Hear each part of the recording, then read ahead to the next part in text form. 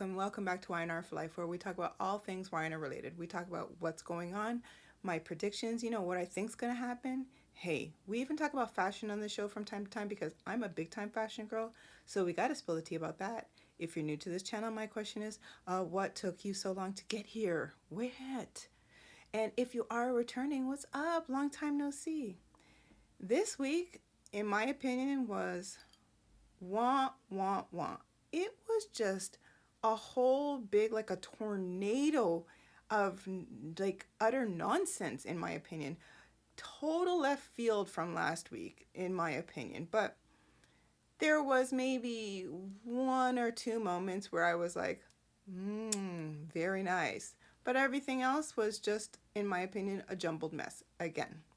But we're going to get into that. A couple of disclaimers. If you don't want to know what's going on, you kind of want to get caught up on your own, this may not be what you want to see or hear, but I am so grateful that you are here.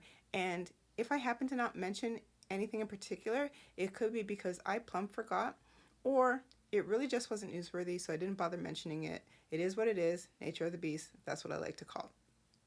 And if you do like this type of content, you like what you see, you like what you hear, it would be so kind if you hit that like and subscribe, and also hit the bell notification so that you don't miss a single video that I post here on Y&R For Life. So we're going to see what we can scrounge up from this week. All right. Beginning of the week, and kind of sleepy, we saw Jack and Diane. Diane had, let's just call it the pink house. Diane had made like a little, I guess, homecoming for Jack, if you will, where he came home from the office and it was all this, I guess, Italian type European music playing. And I don't know, she starts speaking whatever and they have their little feel-good moment. Thinking about their time in Nice and the fact that they were supposed to go on their long-awaited honeymoon, but then everything got kiboshed, if you will, because of being there with Kane and all his silliness. Yeah, so of course they're now thinking, like, where can we go? Like, we can go back there, but we'll do this, that, and the other. Again, it was pretty boring, but I'm just mentioning it because they were a part of this week as it pertains to Kyle, which we're going to get into Kyle very shortly. Let's just see. Okay, so that was that part of the week. We also saw where Daniel, he moseyed on into society only to hear Holden on the phone with Kane talking about, he's doing this with the properties, that with the properties, blah, blah, blah. Again, Daniel happens to hear Holden mention Kane's name. Who else is named Kane? Nobody. So Daniel, after Holden got off the phone, Daniel's like, oh, I don't mean to be eavesdropping, but I heard you mention Kane's name and blah, blah, blah. So the two of them are talking at the bar, and Daniel's asking him questions, and basically what he was getting at was that he just kind of wanted to see where Kane's head is at, because Phyllis, his mother, is involved, and he just kind of wants to make sure that she's good. Well, within his questioning, Holden's like, you're starting to ask a lot of questions.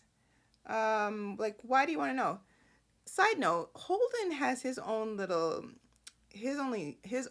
side thing that, where, in my opinion, or my thoughts, yeah, this guy's trying to make some boss moves by working with his boss. I don't know if it's trying to overtake Kane, but Holden, stay in your lane. It's not going to work. So you're not going to be like the big boss on the scene and take over. That's not going to happen. So, but again, in Daniel's questioning to him, it kind of made it seem like he was questioning him for another reason. So Holden's like, oh, did Kane put you up to this? Are you trying to get like information for Kane? Well, in my opinion, hey, Holden, why are you talking? Why are you saying all what you're saying to a guy you just met. Like he just moseyed on over, and now you're spilling, albeit secrets, if you will. Holden, see, this is why you're not gonna get on top, because you don't know. You don't know what to do. Okay. So Daniel reassures him, no, I'm not doing that again. I'm just out for information to try and, make sure that my mom's going to be good. He's like, who's your mom? He's like, Phyllis Summers. And that didn't go too much of anywhere. Holden then, through conversation, talks about how back where he was, he wanted to open some sort of place. Oh, not like a jazz lounge, but what was that place that they had?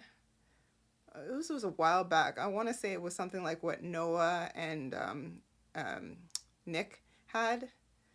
I can't remember the name of that club, but whoever is watching for all those years ago, and then remember the club went up in like flames and the whole 9 yards. So something like that Holden wanted to do, where there was good music, people coming, and Daniel basically is like, yeah, I have did he say a cousin? I don't know if he was talking about Noah, but whatever, who did this and whatever.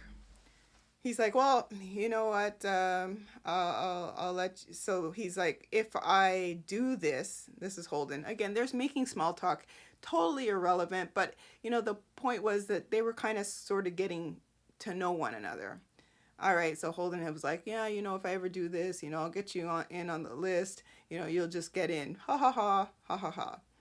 Okay, so I say all that to say that on the opposite end of the spectrum, we had seen Claire and Tessa. They were in the park. Side note again, Tessa's dress, loved it. That knit crochet, black, white, gray, it looked great on her.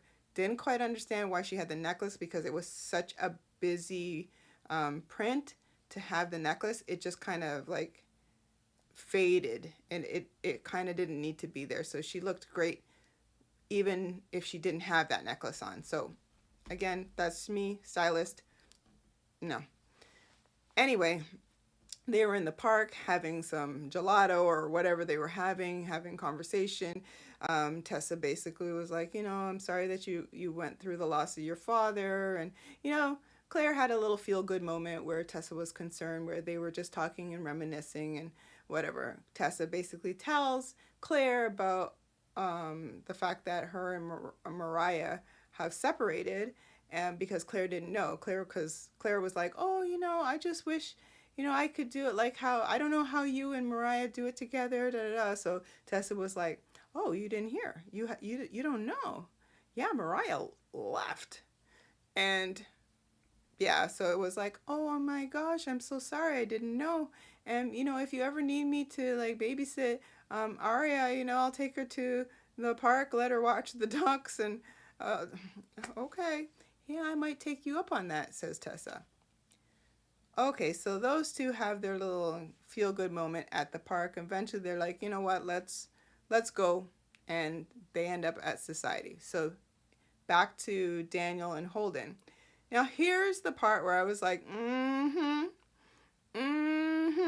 okay. So they walk in. This was after Daniel was talking to Holden about how he's been talking to somebody and it's really helping him out.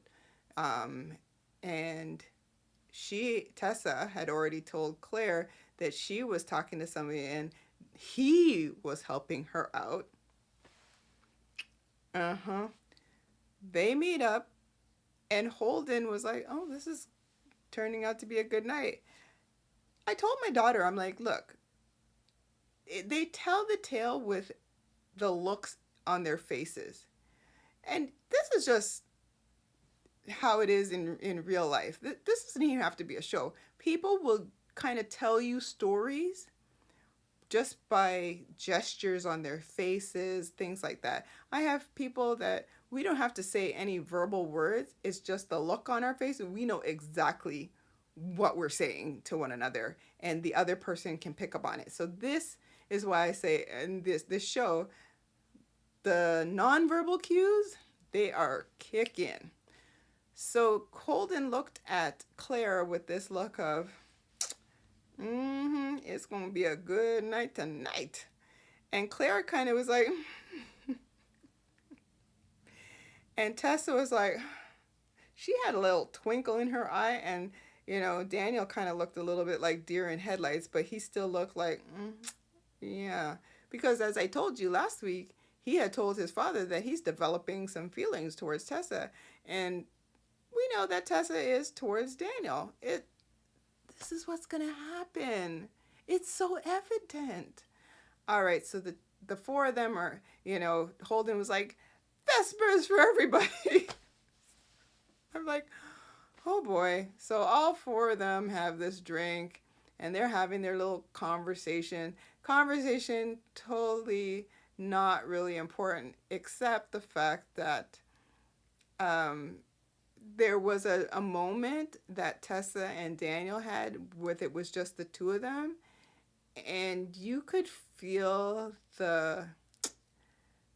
how should I say, not necessarily sexual, but you could feel the emotional tension between them. Let's just put it that way, okay? All right. Here's probably the best part of the week. At some point in time, Audra and Nathaniel, they walked into society. Holden happened to catch Audra and was like, oh, which made Claire turn her head to see her. And the look she gave her was like, okay, move on to the fact that Claire was so, like, she was like a bubbling stew, just waiting for a moment to like spew her guts out to Nate. Okay, so she basically, her whole mood changed because she was happy-go-lucky, and then Audra comes in, she is now on fight mode. She basically tells Tessa, look, I'm about to do something that I hope you won't, basically be upset at me, but she basically was like, it's about to go down. So she gets up and you knew something was gonna happen. So this time Audra was sitting by herself at a table because Nate had said, oh, you want me to go get you a drink? He gets up to go to the bar to get a drink. So now is the perfect time for Claire to pounce. So Claire goes up to Nate and was like, oh, well, hello. And he's like, oh, hey, Claire, can I get you a drink? You want a drink? She's like, no. I just want to talk to you about something that I think you should know. And Audra's just sitting at the table. And then he goes, oh, yeah, what is it about? Are you okay? Like, she goes, oh, no, it's about Audra. I swear I laughed so hard. Audra was like,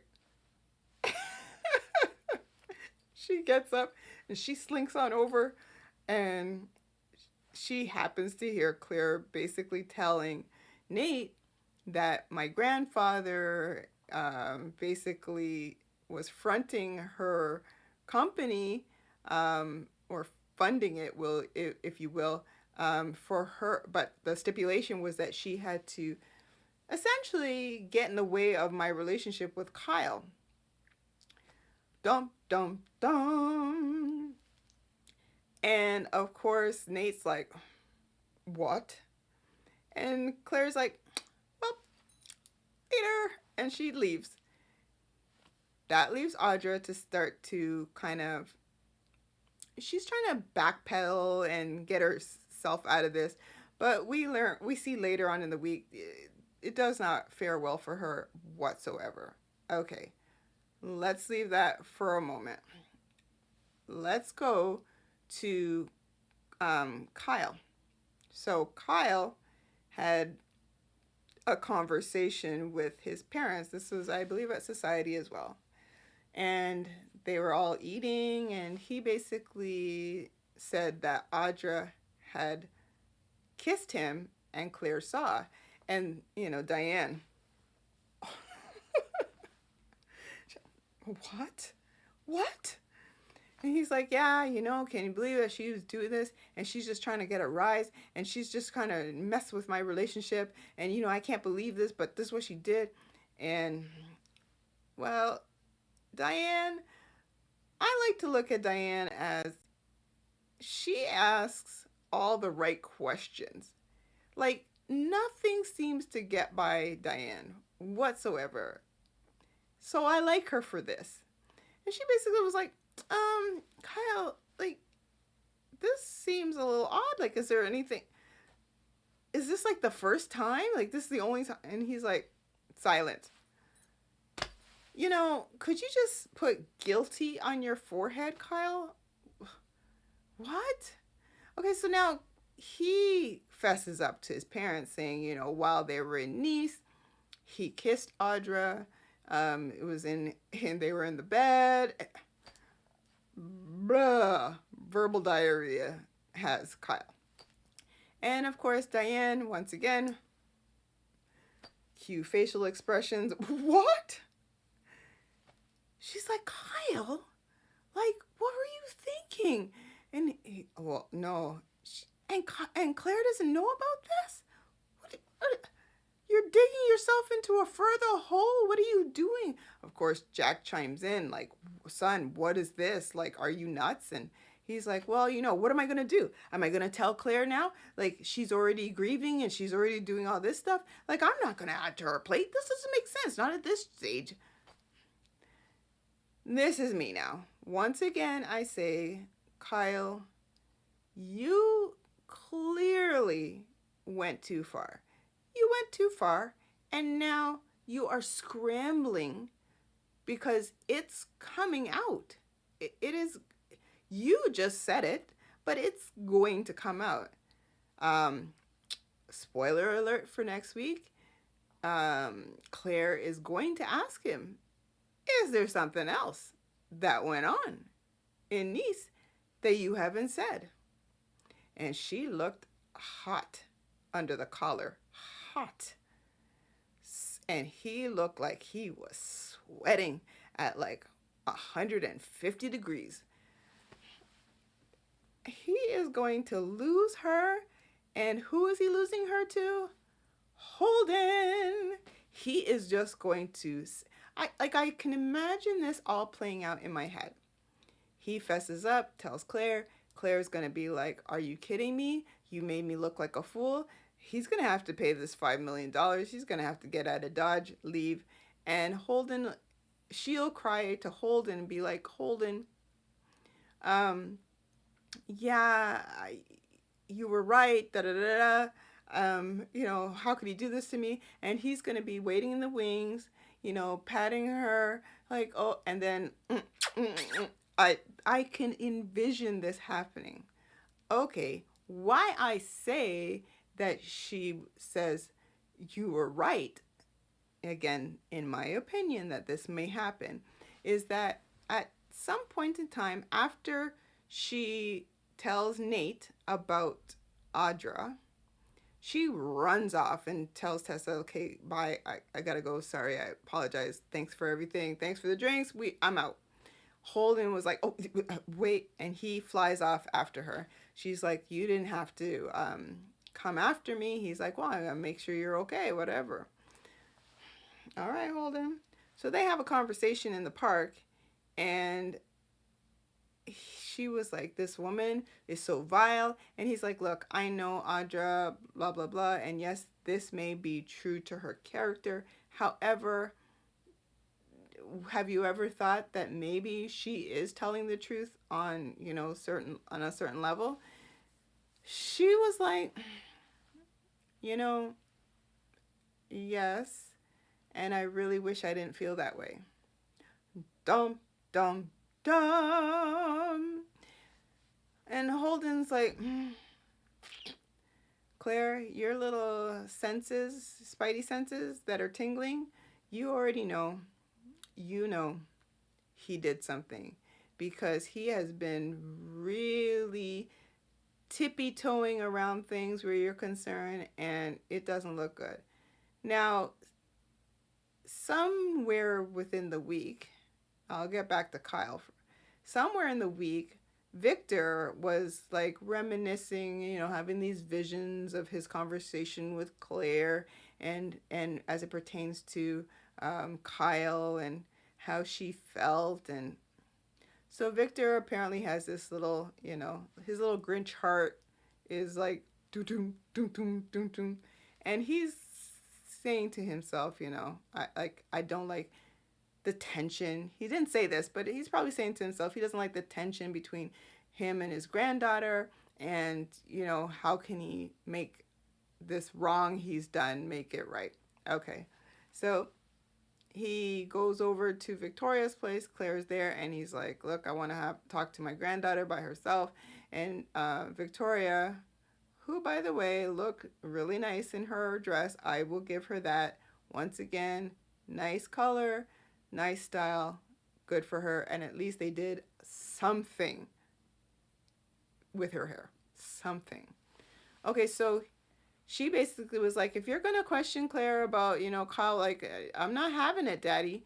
And he's like, I just want to talk to my granddaughter. So she leaves, and she basically, Claire has this conversation with Victor and says, hey, you want to talk? I don't know what we have to talk about. However, if you even mention one negative thing about Kyle, I am out.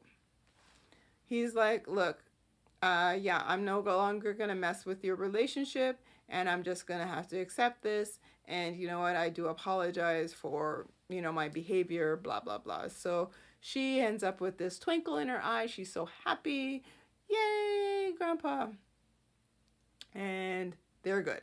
She's like, you're not going to mess? No, not doing it. So then while Kyle was with Diane and Jack, he gets a phone call from Victor, and Victor's like, I want to see you right now. And he's like, but Victor, hang up. He goes over to Victor's, just before that, Claire had come in and was all happy-go-lucky, and she's like, oh, I was talking to my grandfather. He goes, oh, look, he just happened to call me. He summons me over there. And she's like, oh, you should go. Just go. Trust me, everything's different. So he goes over. Victor basically says, I tried to mess with your relationship, and, I'm not going to do this anymore. And basically just let you be with my granddaughter, and you've proven yourself. I've tested you, and you've proven yourself, whatever. He goes, so he basically said, but don't be fooled. I'm still going to keep my eye on you. Once again, you might as well open your wallets, Victor, because Kyle's about to have to eat crow and give you that $5 million because it's a-coming. Okay, so that was pretty much Claire and Kyle, and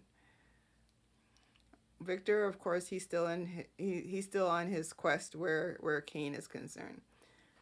Okay, before we get to Victor, Kane this week with Lily, because that was a whole back and forth thing. With Lily, it was again about Charlie and Maddie, which I feel like they may just bring them back on the show at some point in time, like soon, but that's just my thought process. And he's with Lily, and they're talking about the twins and how we're going to tell the twins. But again, this news had come out about him being Aristotle Dumas, and now, oh my gosh, the twins know. All right, so how is he going to break it down to the kids to basically, say why he did what he did?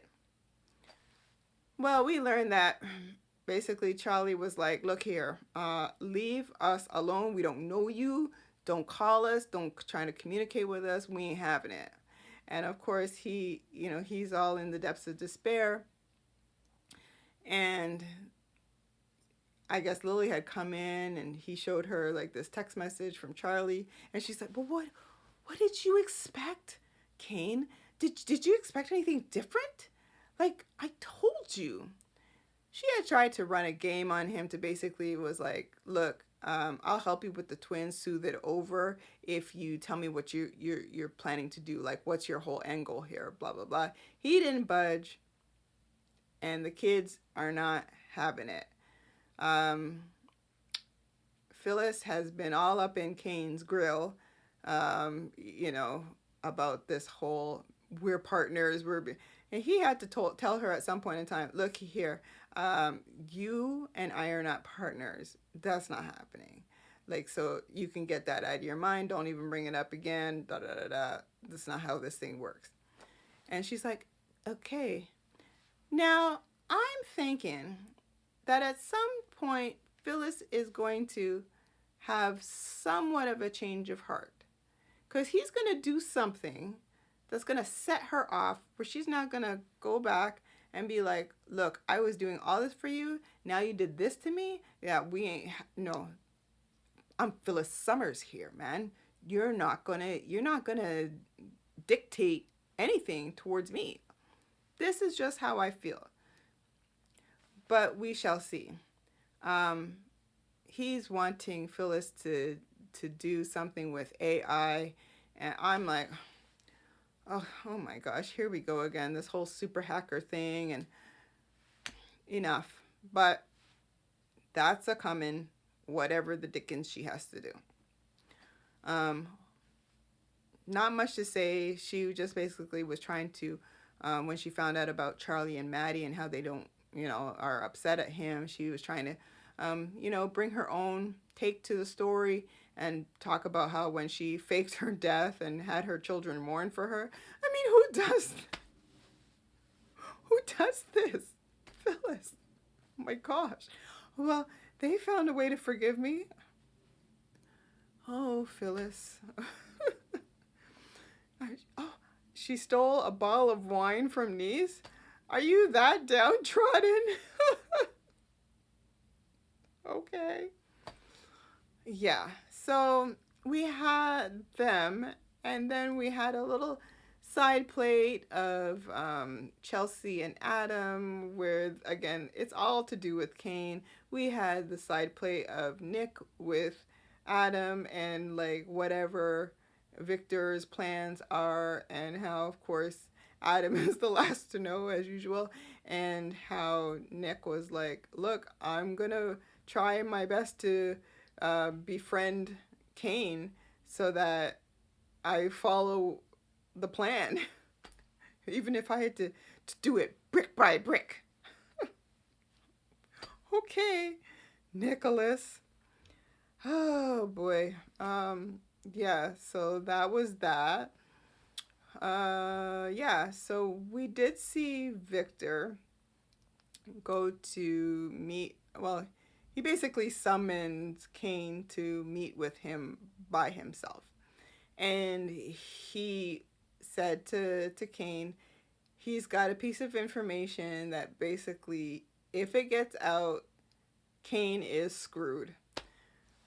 And it turns out that Colin, Kane's deceased father, which in real life, this is a completely off topic as it pertains to the show, but in real life, the actor who played Colin, he did pass away.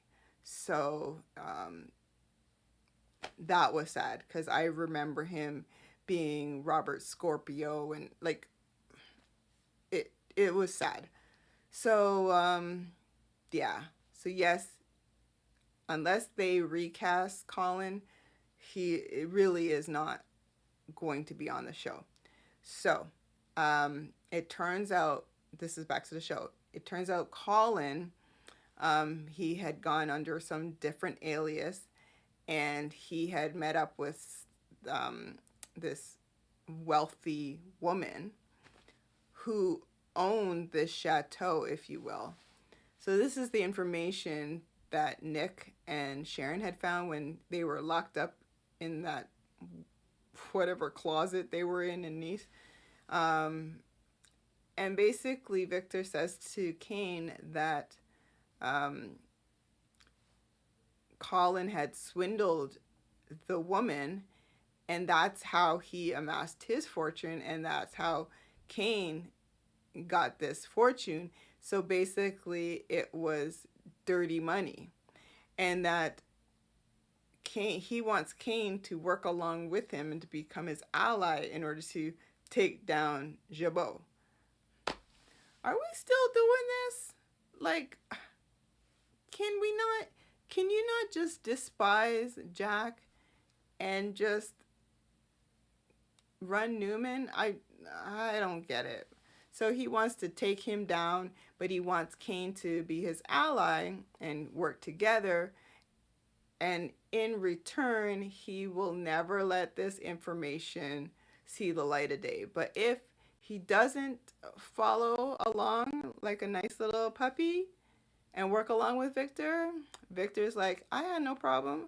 I will let this information come out. It will be leaked. It will be world news.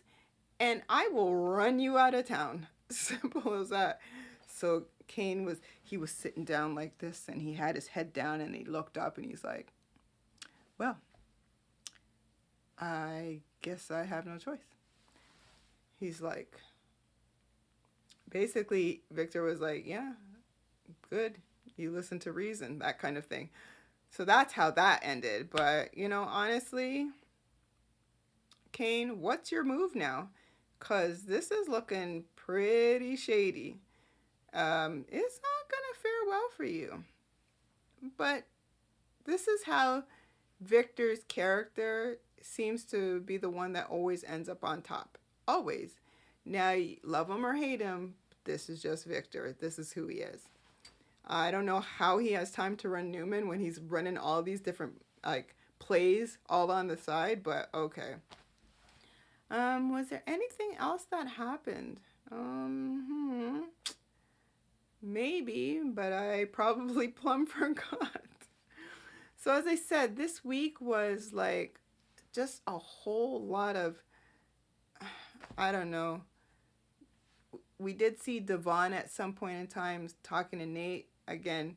Oh, this is the part where basically Nate, he ixnayed Audra. She is still trying to run with her story that nothing happened, even though she was letting out little breadcrumbs about Victor and sinking her own ship. And Nate was like the humble recipient of all this information.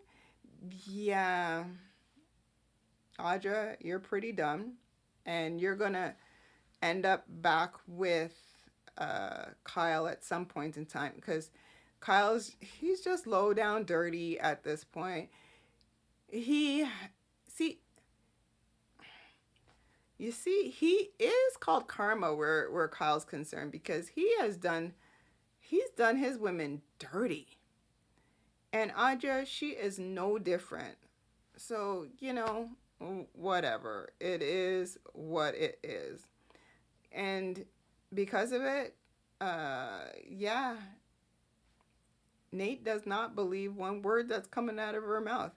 But again, she's like she wants to go to her grave with this information. What for? Just say what it was, and hopefully he might forgive you. Don't think so, but hopefully. And Devon was like, look, yeah, I don't trust her. I never will trust her. It is what it is, but okay. So that was pretty much the week. Again, if I happen to miss something, I just straight forgot. This week, as I said, was like a whole mishmash of stuff. The one real shining moment was Claire sticking it to Audra, which I was like, bravo, bravo, bravo, Claire. But that's pretty much it. That was the week, guys. So we're going to see what happens this coming week. Again, hopefully there is some redemption throughout this coming week where it actually is something, you know, worth looking at and worth remembering. But other than that, I don't know. Let's see what additional... Let's see what Kyle is going to say when Claire just, he is not going to weasel out of this one. His goose is cooked. So there you have it, folks. Once again, if you stuck around to the end of this video, you know I appreciate you. I appreciate your time. You know I love you lots. And hopefully it's going to get better. I had the 1 week. Last week it was okay. Now, no. All right, guys, you take care. And don't forget to like and subscribe and hit that bell notification. And I will catch you on the next video. Bye.